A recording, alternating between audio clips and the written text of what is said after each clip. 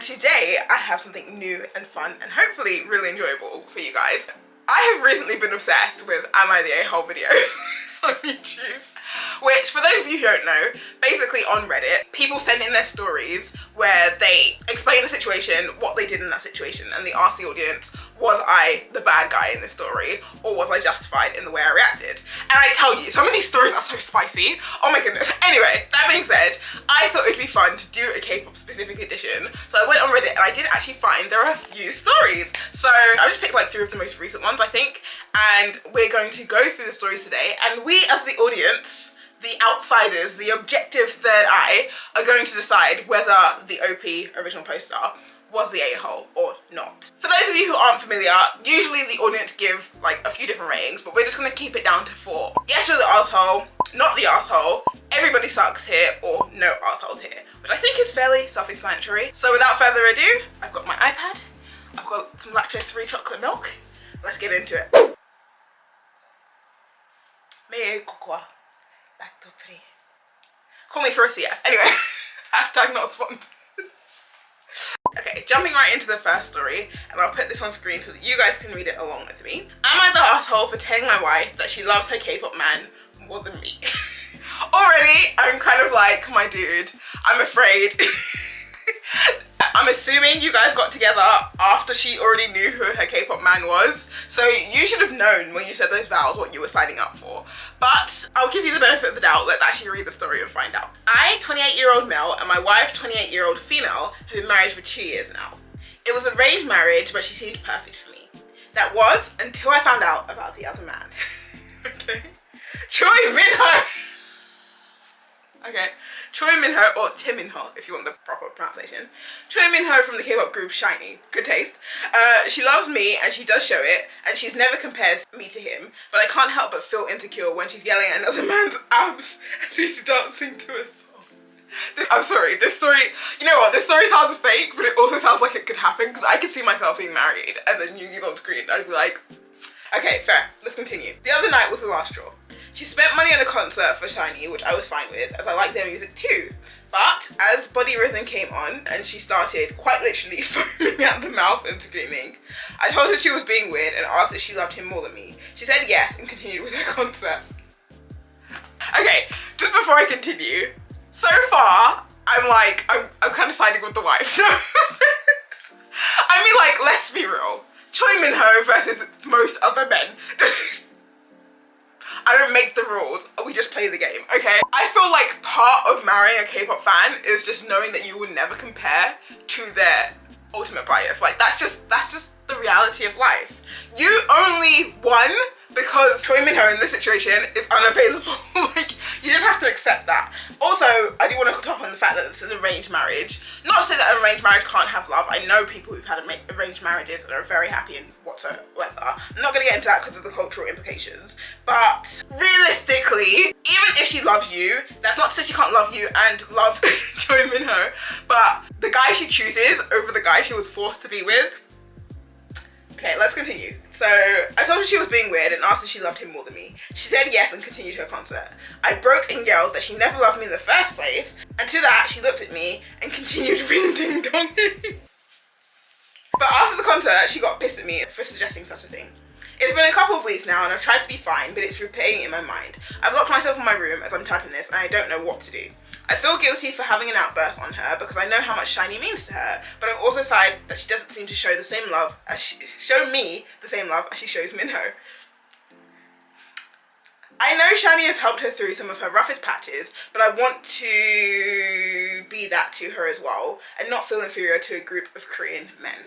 Okay, there's an edit here, but before we get into the edit, I think the simple answer is I'm stuck between no arseholes here and everybody sucks here, because I don't think there's anything wrong with the way the husband feels wanting to be supportive of his wife. He's basically said in this last line that he wants to be able to help her through those hard situations in life and those difficult emotions, so she's not just reliant on Minho.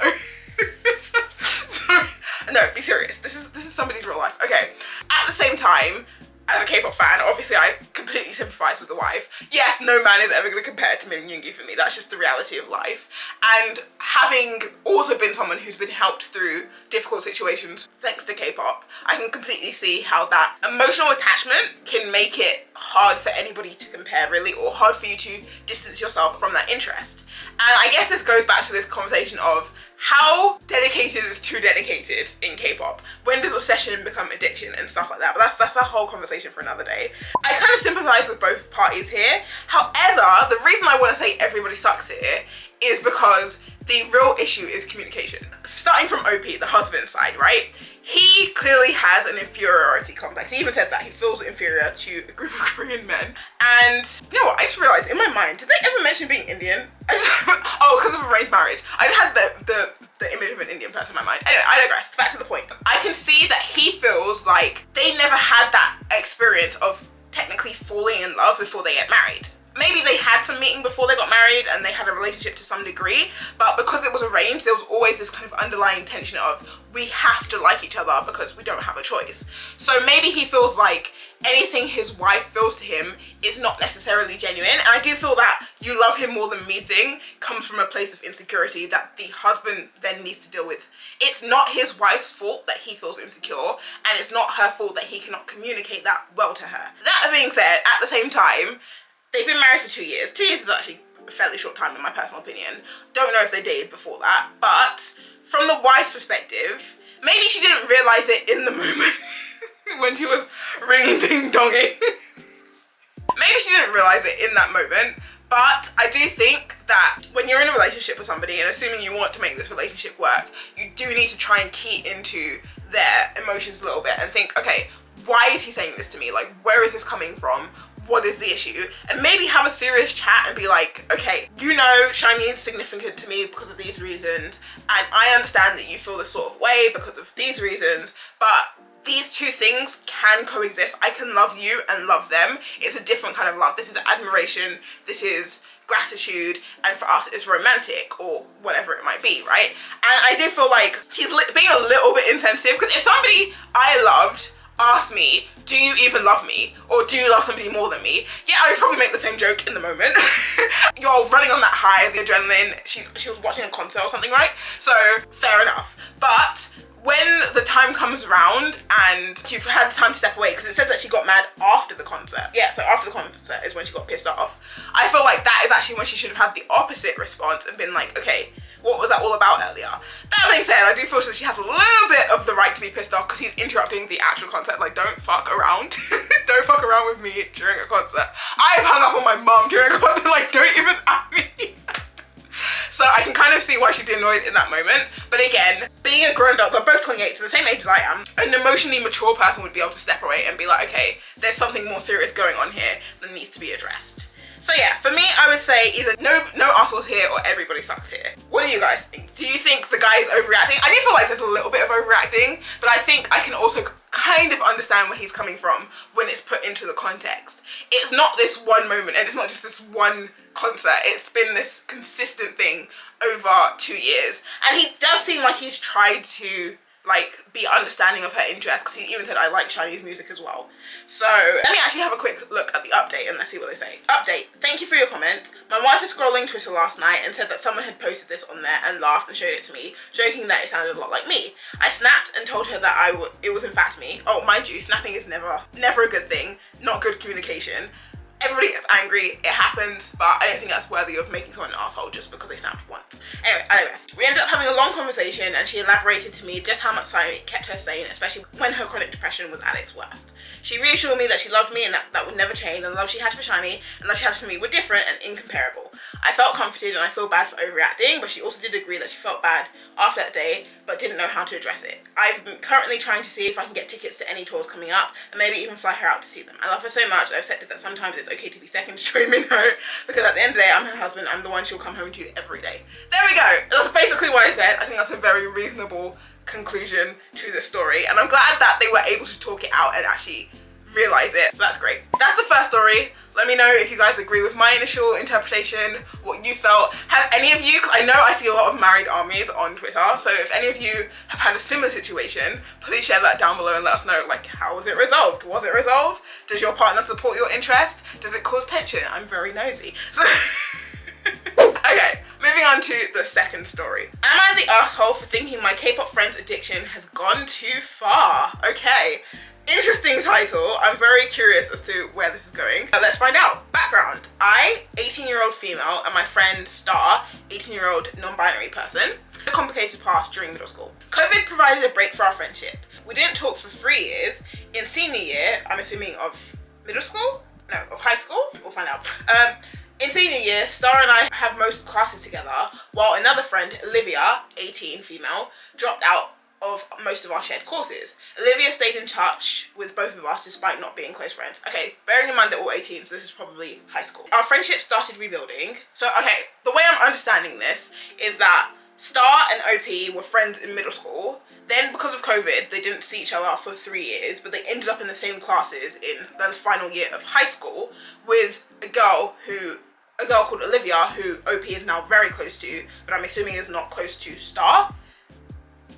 Am I understanding this correct? This is written very weird, so if I'm misunderstanding this, you guys let me know. But that's what I'm getting at. So it sounds like now OP and Star are spending a lot of time together because of their shared classes, so they're starting to feel closer again, whereas Olivia is just, I guess, somewhere slightly in the middle. Our friendship started rebuilding, centered around my interest in K-pop, so it's actually OP's interest. I got Star into it, and it became their obsession.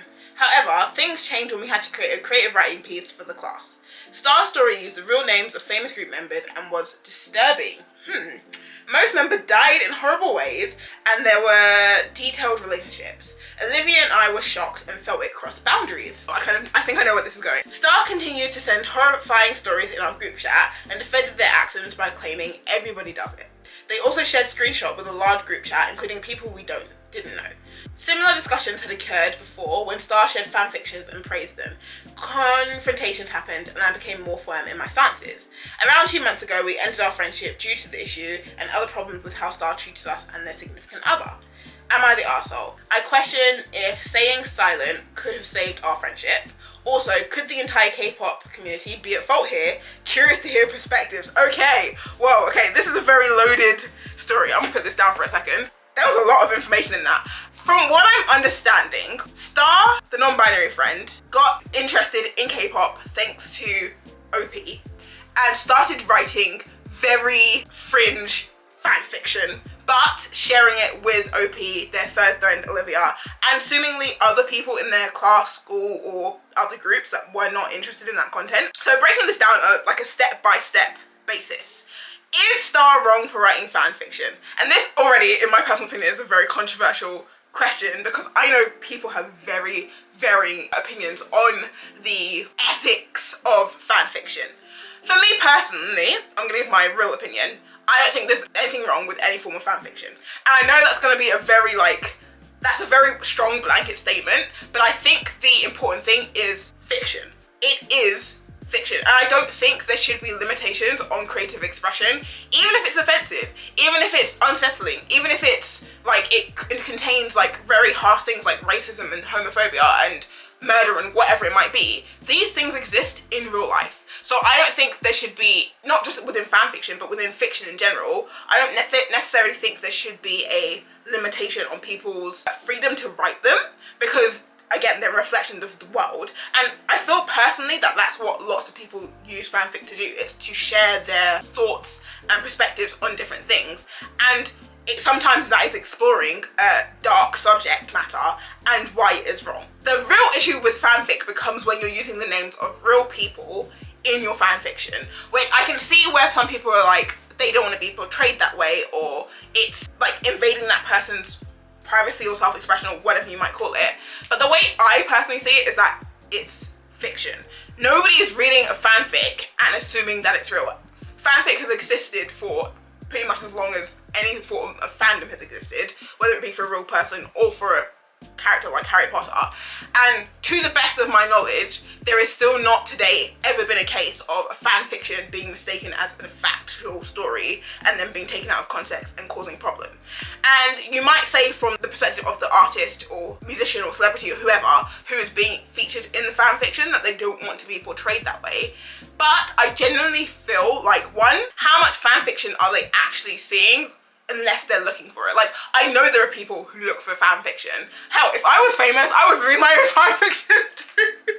I want to see if people are portraying me the way that, like, am I being seen the way I see myself? Because I feel like fan fiction is also a really good way to see how people view the person they're writing about, but I digress, that's a different conversation. My point being, I understand the mindset of, okay, this idol may not want to be in fanfiction or may not like what's written about them in fanfiction, but they as an individual also have the power not to consume that content. It's like, I could say I don't like racist content existing on YouTube, but I just don't watch that content. I can't do anything about the fact that it exists.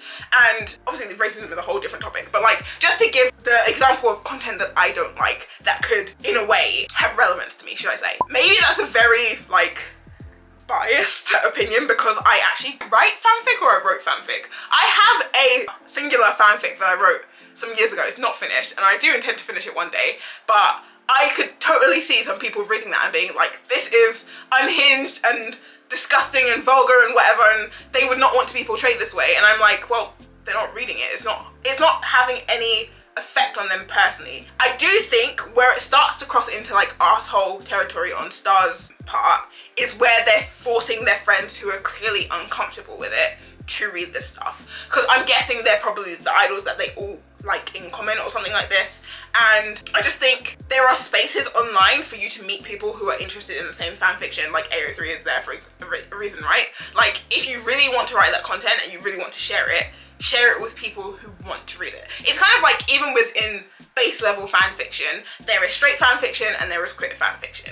And some people, for whatever reason, feel very uncomfortable reading queer fan fiction. I'm not even talking explicit stuff, just gay relationship is like, oh my goodness, my eyes, I digress. But you know what? That's your prerogative. If that's how you feel, you don't have to read that stuff. But nobody should be forcing people to read anything they don't want to or see anything they don't want to. And if OP and Olivia have expressed time and time again that they don't feel comfortable seeing this stuff, then I think, yeah, that is an issue. However, on the flip side, I do also think that from OP's standpoint, to say that Star is addicted or obsessed with K-pop just because they like to write fringe fan fiction is also a bit of an overreaction to me personally. I don't think it needs to be that deep. People like to express themselves in different ways. And I actually always remember this quiz that was going around Twitter like a couple years ago, which was about what inspires you to create. And it was basically aimed at artists, like whether you draw, write, whatever it might be, what inspires you to create. And I know for myself, when I did that quiz, the result was reverence. You prefer to make art related to the things that inspire you or that people that you respect. And that's very true for me. Like, most of the writing I do these days, or most of the drawing I do these days, most of the artwork I do is always influenced by TXT or BTS, because those are people who I look up to and I respect and I revere. So I can completely see how maybe Star has an interest in writing, and maybe they're using that as a way to express something deeper or darker or something personal they've experienced or whatever it might be. And it just so happens that they also have an art style that relates to reverence, and therefore they feel the desire to use idols to do that. Anyway, ultimately this all led up to this friendship ending, and I do think ending the friendship, I felt like ending the friendship was the right thing to do, and I don't think it was an asshole thing to do, because clearly you were not comfortable.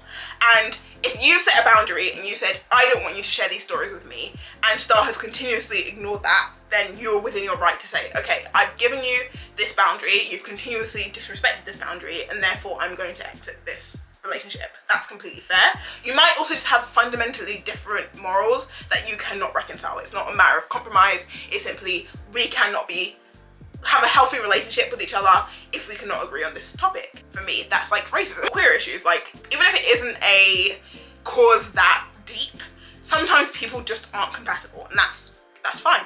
So I don't think it's wrong that you ended the relationship, and I don't think staying silent is ever the solution.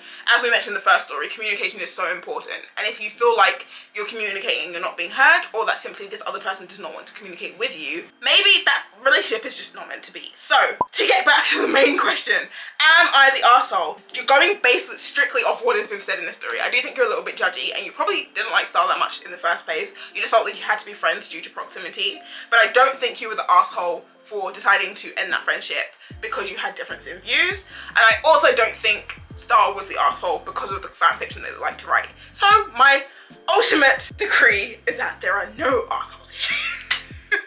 Took a hot minute to get there, but I had a lot of thoughts about this because I can also totally get it from the perspective of somebody who writes fanfic, write and read fanfic. I've read fanfic that I'm like, this is creepy, this is very weird, I'm not into this. And it's not even so much that I think people shouldn't write it, it was just like, I remember I read a Namgi fanfic where Yoongi was super depressed, and I have been super depressed at points in my life, and it was just too visceral. Like, it was bringing up so many things that I had not thought about like for years, and I just was not ready to handle that content, so I decided to stop reading it. It was very well written because I'm really picky with my fanfiction, but I just wasn't like, I wasn't capable of taking that. And that's not for me to say that you shouldn't be able to write this sort of thing. Maybe OP was expressing something themselves, but yeah, it was definitely a lot for me, and I wasn't comfortable reading it. And I've written stuff that I know other people would not be comfortable reading. Anyway, that's my general opinion. I would be very interested to hear what you guys think of fan fiction. Do you guys hate fan fiction? And we're talking strictly written fiction, because I know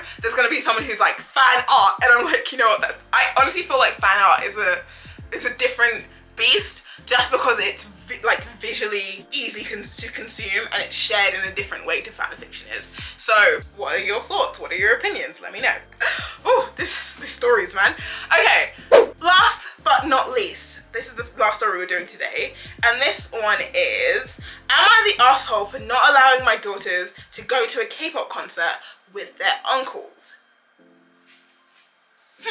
Based solely on the title, I'm leaning very strongly to yes, you're the asshole, depending on the relationship with the uncles. Because if they're like creepy uncles, then no, you're doing the right thing, you're protecting your kids. If they're nice uncles and they're just like, they just want to go and have a fun day, I'm like, what's the issue? Why are you robbing your children of core memories? Anyways. Sorry, don't get between me and a concert, okay. Anyway, let's read the story. I'm a father to two teen girls, 14 and 16, who are obsessed with K-pop. The word obsessed is triggering me a little bit, but it's okay. My wife has three brothers who have no kids of their own, and they adore our girls, and our girls love their uncles. Okay, so it sounds like everybody's got a good relationship. While my wife and I have regular jobs, her brothers have successful and high-paying careers. They sometimes spoil our girls in ways we can't, okay? When our girls were little, their uncles used to take them to the Mouse amusement park every year as their Christmas gift. Every year? Damn, okay, uncles really be boiling. But then if there's three uncles and there's only two girls, I can see them splitting the cost. Okay, anyway. Now that they've outgrown the Mouse and are into K-pop, their uncles decided to take them to California this summer to attend a K-pop concert. When our girls told their friends, they were a little envious until someone suggested they all make it a group trip. Suddenly, there was an excited group of 7 girls who couldn't stop talking about it. So, including your daughters, 14 and 16, there are now 7 teenage girls who are excited to go to a K-pop concert, presumably on somebody else's dime, because where are you getting this money? So, let's see what the problem is. The problem is, all of the girls are daughters of our friends. Everyone in our group have regular jobs and can't afford to take off a week to fly across the country to attend the concert. However, we can afford to put the money together to send the girls on the trip of their dreams. I asked my brothers-in-law if they'd be willing to have extra guests and explain the situation.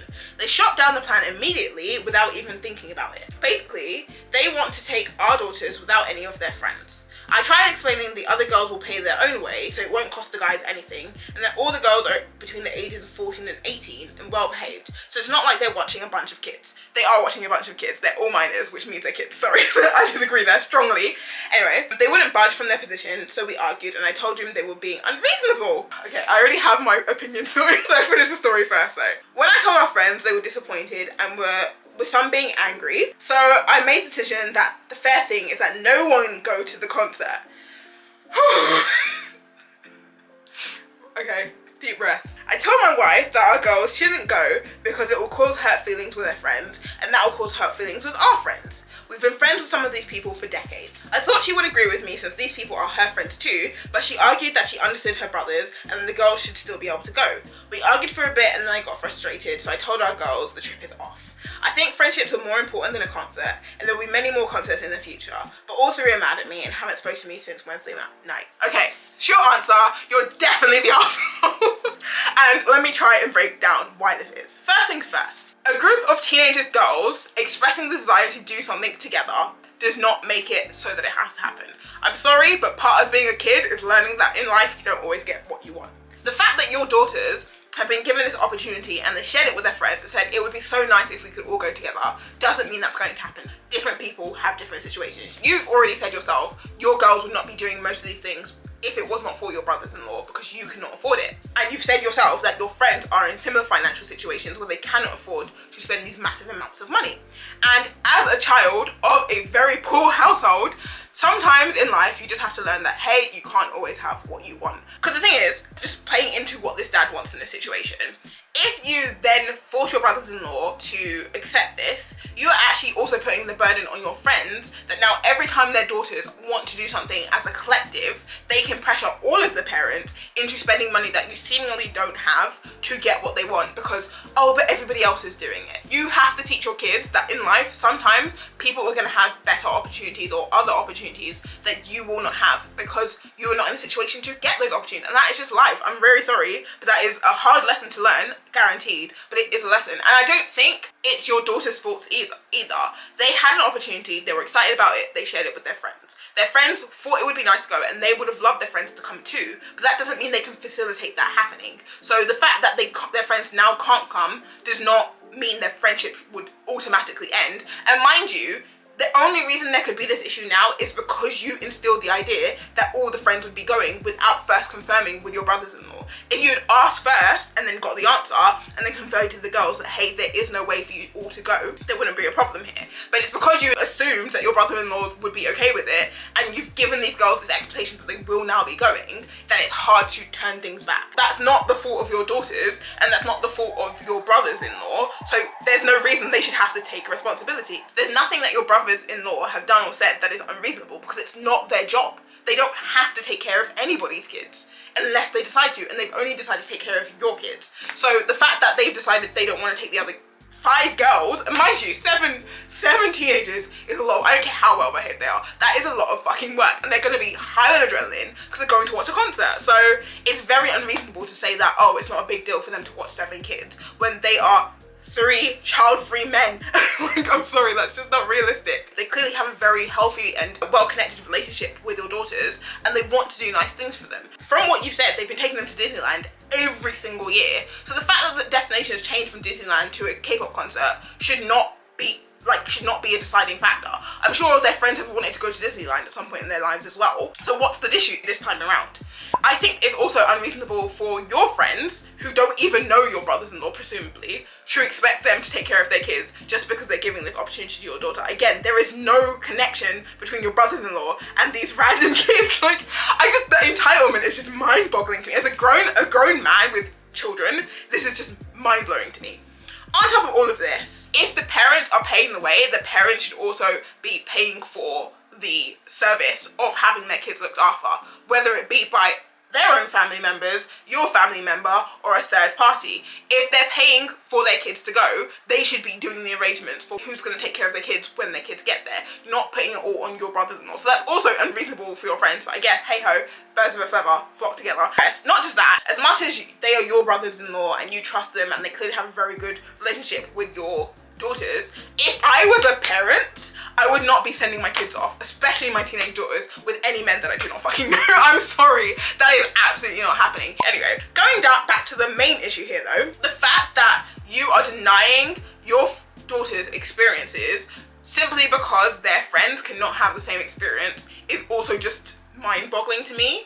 From the way you're describing it, it's not even like a humble learning experience that sometimes in life you don't always get what you want. Like, if you just simply said, I don't think you deserve to go to this K-pop concert for XYZ reason, I could be more, not necessarily on your side, but at least kind of understanding where you're coming from. Like, it's a disciplinary thing, or you have to work to get good things, or something like that. Because mind you, there is, in my personal opinion, there is an element of being spoiled here for your daughters, where maybe they don't appreciate where money comes from, and maybe that's where this whole situation stemmed for, where they just assumed that uncles would pay for everybody and take care of everybody, and maybe that's your daughters who started that assumption, in which case that's a reflection on your parenting.